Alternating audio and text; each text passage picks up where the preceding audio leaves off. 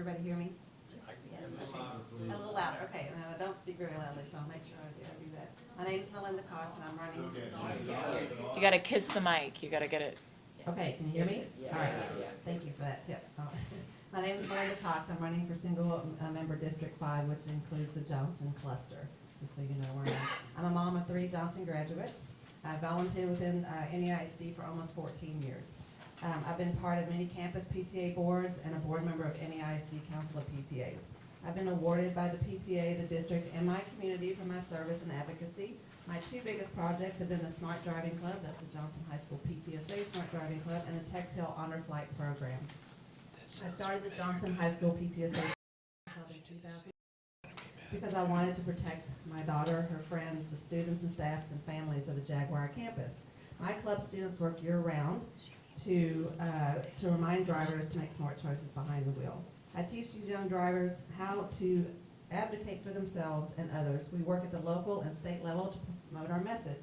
For years, I've worked to bring my district, campus, student, parents, and staff, and community together in an effort to end the culture of distracted driving.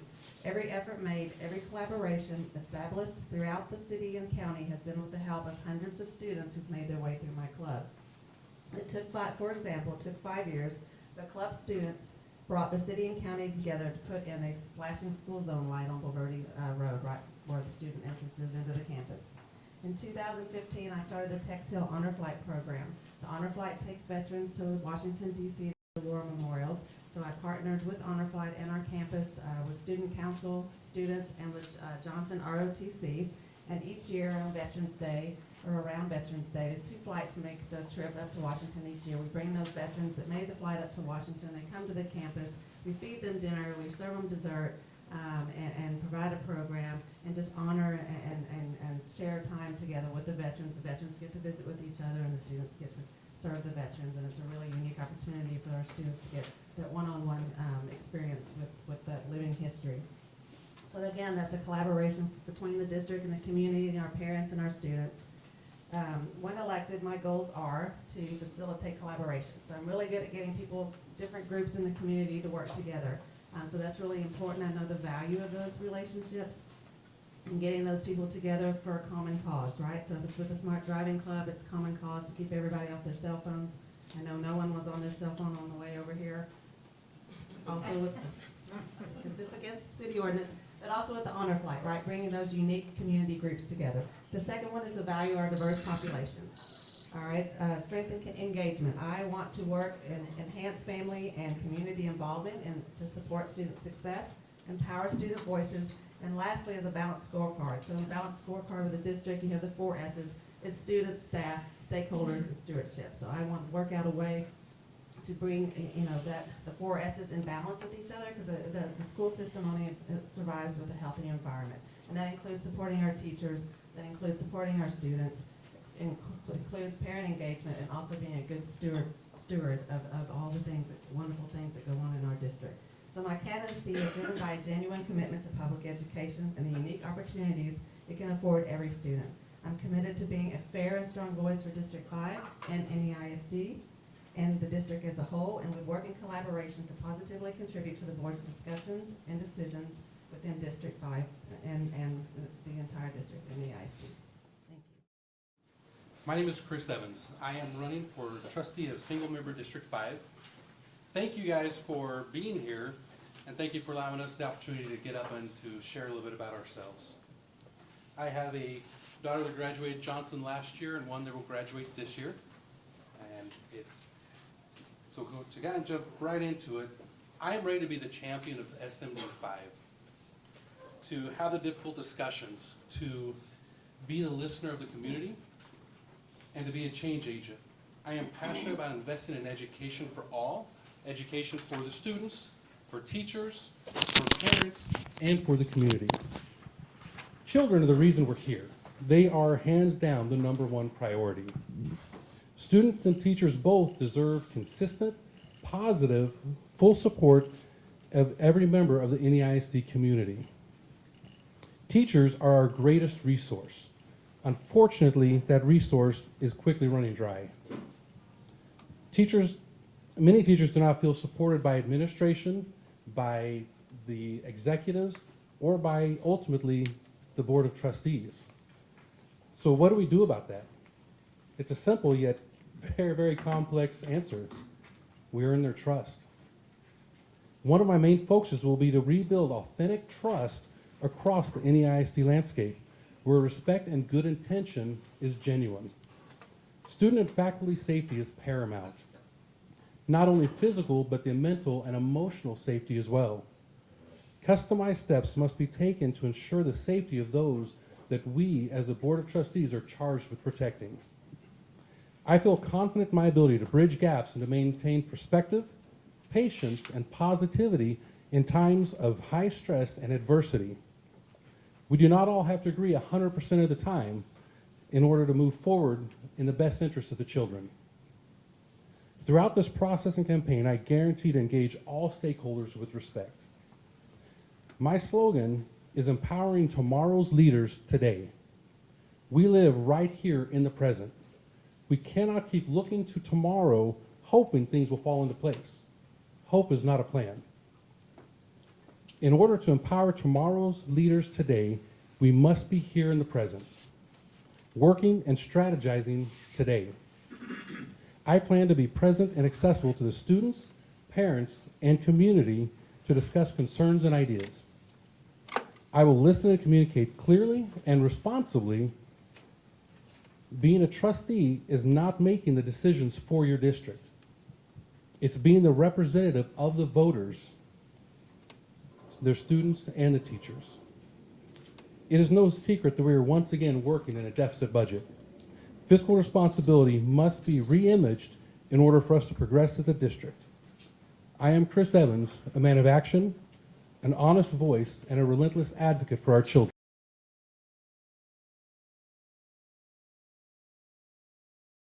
I think there's potentially some good that can be done with chaplains at the schools. I think that, you know, a lot of our children are going through traumatic events. They're having issues, maybe at home, all those things.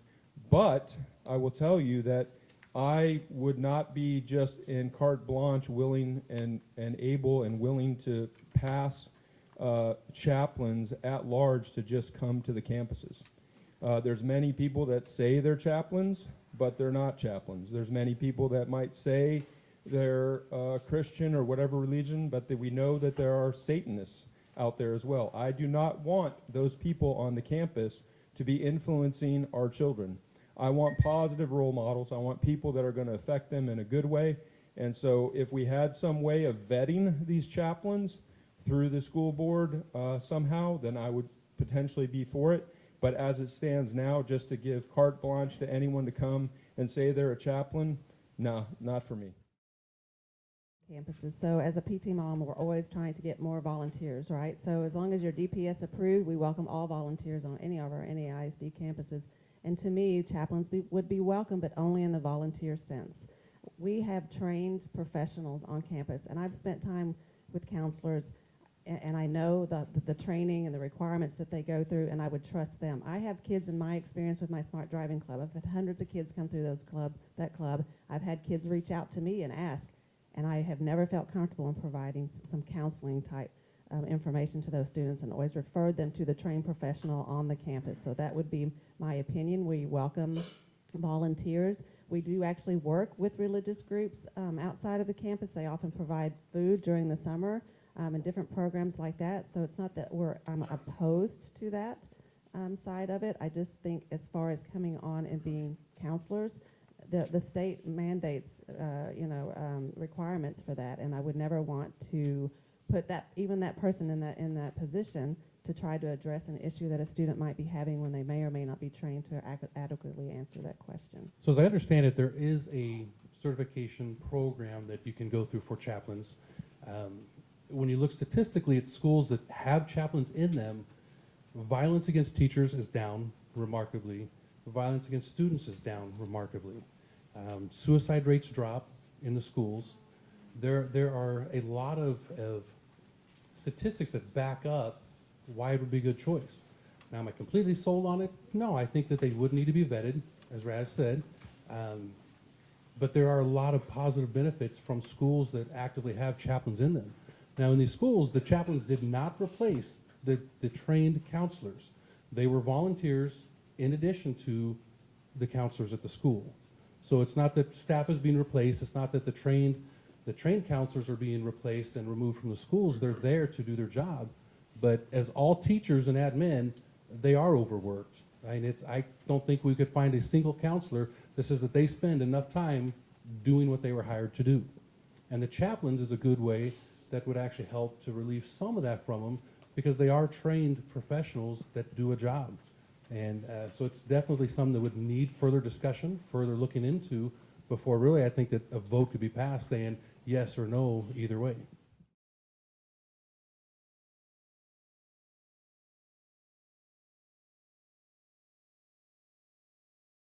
Parental rights are critical for the success of the students.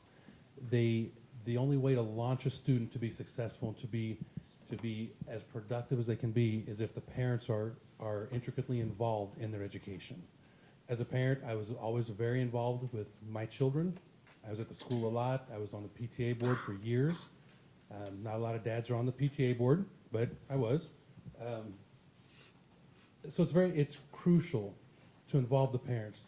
The best way to squash their voice, the best way to discourage the parents is for a board to not listen to the community, to not listen to the parents. It's imperative to keep the dialogue open well after the election, to continue to listen and to seek the feedback from the parents so that that voice is taken to the board. As a trustee, our job is not to speak in place of the parents, but to speak for the parents. Parental rights in all aspects of our lives, right? I mean, mom and dads know what's best for their kids, but then we send our kids to school and they're there for 8 hours a day. So obviously that's very important at the campus level too. And as a PTA volunteer on many different campuses for the last 14 years, I've seen how important and what an impact parental involvement can make to teachers and administration and to students on the campus.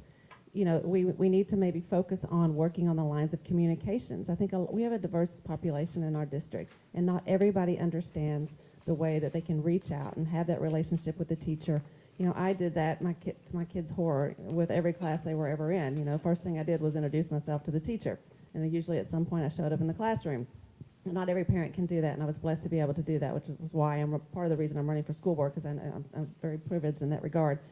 But I think parental rights are very important, but we have to teach parents, and maybe this is part of our responsibility as the school board members too, and to understand that line of communication, right? And maybe encourage more participation. Most people don't know what school board members do. That's another line of communication. That's another public forum where you know, parental concerns can be placed. So I really think too, though, that parents have to take a responsibility. If they want parental rights and access to the campus, and they have to have some sort of daily interaction with students and staff and get to know where their kids are for 8 hours a day.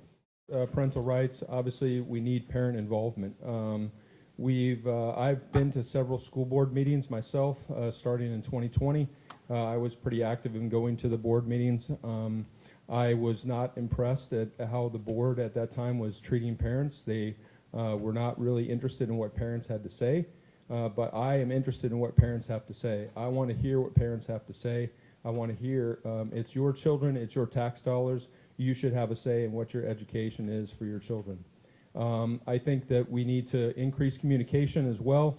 I heard some of what was being said, but obviously we need to increase parent-teacher communications. We need to increase parent-teacher communications across the board and with administrators as well, so that we know what's going on, parents know what's going on at the campuses.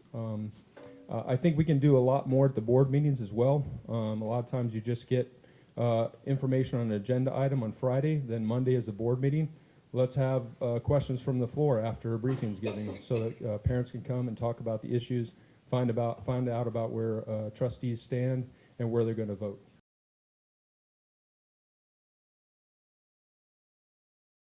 So as far as vouchers, I've spent many a day walking the halls of the Capitol, all right, with my tennis shoes on, against vouchers.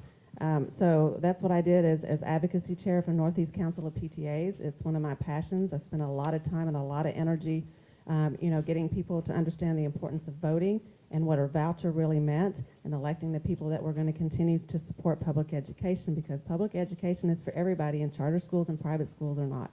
So I think that the state, and this is important to me, needs to have more pressure put on them to allocate the funds so that we can increase the money to the public schools, not take away from it. As far as vouchers, I do not support the vouchers. I think that the money that is, the tax dollars need to stay in the school district. The only way to be competitive against the charters and against the private schools is to keep the money in the school district so we can pay for the teachers, so we can pay for the continued education of the teachers so that they can be the best role model, so they can be the best teacher for all of our children. Thank you. The voucher issue, did Governor Abbott submit that question? Okay, so everyone knows that we don't have a say in vouchers on the school board, right? That is not something that we're voting on. That is a legislature issue. That is something that is passed by the legislature and also approved by the governor. I think that ultimately it's your tax dollars. You should have a say in where your tax dollars go. That's an important issue, okay? I think that public education is important, but if we do someone passed vouchers, we would be able to have more competition. We need competition in our schools. If you've seen the performance levels in the NEISD, you would be shocked. Those need to come up. If we can increase performance and increase competition, then that's what needs to happen.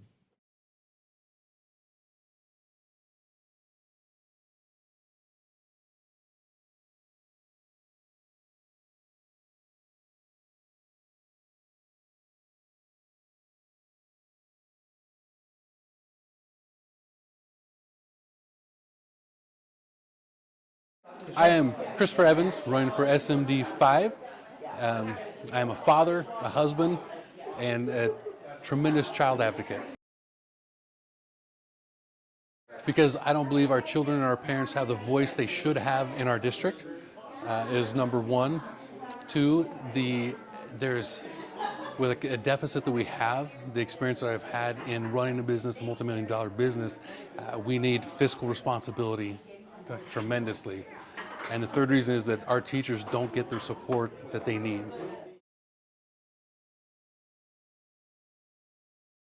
We are the voice for our voters. They pay taxes to the school, and yet currently they really don't have much of a voice in what happens in our schools. I promise that if I get elected, I will keep communication open and clear and honest with the voters in my district.